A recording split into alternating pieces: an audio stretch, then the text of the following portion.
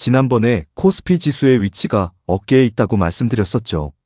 지금은 허벅지까지 내려와 있습니다. 코스피는 삼성전자와 쌍둥이처럼 거의 똑같이 움직입니다. 지수가 주가 위치상 어깨까지 오른 것은 이번이 처음 있는 일입니다. 코스피 주가 위치가 어깨에서 허벅지까지 내려왔다가 허벅지 구간에서 기술적 반등이 나와주었는데요.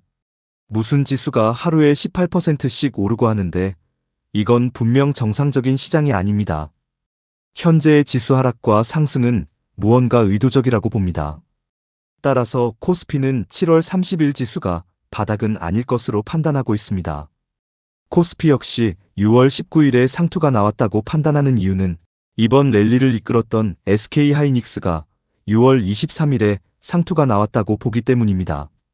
사람들이 참 재미있는 게 코스피 지수가 무릎 아래에 있을 때는 PBR로 평가하더니 왜 지금은 PER로 평가할까요? 왜 자꾸 현재의 지수 위치를 PER 대비 역대급 저평가 구간이라고 말하는 걸까요? 무슨 코스피 7000이 역대급 저평가입니까? 현재의 지수 위치를 PER로 보시면 안 됩니다. 지수의 퍼가 왜곡되어 있기 때문입니다. 지수가 바닥일 때 쓰던 PBR 지표를 그대로 적용해보면 완벽한 상투권입니다. 그런데 왜 지금은 PBR로 이야기하지 않을까요?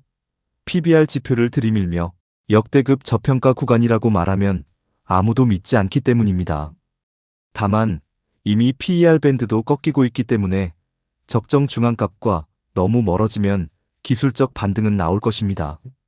만약 정말로 상투를 쳤다면 시장에서 가장 먼저 타격을 주는 것은 레오폴드, 아셈브레너와 같은 레버리지 투자자들을 파산시키는 것입니다. 한국 시장으로 치면 단일 종목 레버리지나 인버스 투자자들이죠. 이건 이름만 ETF이지 실제로는 선물 파생 상품과 같습니다. 장기 투자자들보다는 일단 이쪽을 먼저 전멸시키려고 할 것입니다. 그 다음에는 상투권에서 들어온 장기 투자자들을 흔들기 시작합니다. 올라가는 척 기술적 반등을 만들어내며 못 팔게 만드는 것이죠. 급락하면 또 반등하고 급락하면 다시 반등하는 패턴을 반복합니다. 현재는 실제로 SK하이닉스의 추정퍼가 4배 수준이기 때문에 다이렉트로 곧장 하락하진 않을 것입니다. 이제부터는 많이 오르면 떨어지고 많이 내리면 오르는 박스권 장세가 예상됩니다. 6월 23일 전까지가 SK하이닉스 장기 투자자의 장세였다면 앞으로는 트레이딩 고수들의 장세가 올 것입니다. 주식 투자자 100명 중 99명은 트레이딩 고수가 아닐 테니 괜히 무리해서 나서지 않으시는 게 좋겠습니다. 과거 에코프로도 재상투를 치고 하락할 때 상한가가 나온 적이 있었습니다. 무릎 권역에서 투자해도 당연히 실패할 수는 있습니다. 하지만 상투권에서 장기 투자만 하지 않아도 주식 투자에서는 절반은 먹고 들어갑니다. 다만 에코프로는 그대로 하락 추세로 빠졌지만 SK하이닉스는 박스권을 동반하면서 하락할 것으로 보고 있습니다. 삼성전자나 SK하이닉스는 비록 상투권에서 매수하더라도 이번 시세 국면이 끝나고 다음 사이클이 오면 몇 년이 흘러 언젠가는 전고점을 돌파하는 흐름이 나올 수도 있습니다. 하지만 실적이 없는 테마성 종목들의 상투는 완전히 다른 이야기입니다. 예를 들어 2019년 남북 경협주였던 아난티가 어깨 상투를 쳤던 그 가격은 정말 남북 통일이 되지 않는 이상 영원히 보지 못할 수도 있습니다. 2009년 4대강 테마주였던 삼천리 자전거의 상투권 가격 역시 지금까지도 회복하지 못하고 있습니다. 실적이 받쳐주지 않으면 테마주의 상투는 영원히 회복하기 어렵습니다. 참고로 이번 정권의 정책 테마주로는 호남 반도체 클러스터가 될 것으로 보입니다. 이번 장세의 주인공은 코스닥이 아니라 코스피이기도 했고 코스닥은 시가총액 상위 그룹 중에서 실적이 제대로 나오는 섹터가 없기 때문에 지수 역할을 제대로 하지 못하고 있습니다. 만약 코스닥이 여기서 더 하락해서 2020년 코로나19 때처럼 발목까지 내려간다면 이는 정책 실패를 코스닥 시장이 확정 지어주는 꼴이 되므로 정부가 용납하지 않을 것입니다.